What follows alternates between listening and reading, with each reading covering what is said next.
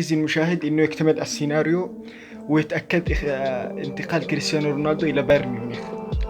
ستكون مفاجأة كبيرة جدا. ليش؟ طبعا كريستيانو لما ينتقل لبايرن ميونخ تكون بانتظاره ملحمة قوية بدوري 16 ضد من؟ ضد ميسي وباريس سان جيرمان.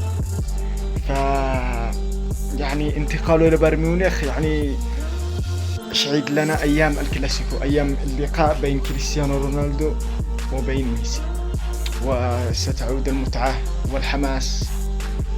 والله أن رونالدو بعد يعني طبعا بعد تصريحاته هذه الأخيرة ضد مانشستر يونايتد أتوقع، بس احتمال يعني 100%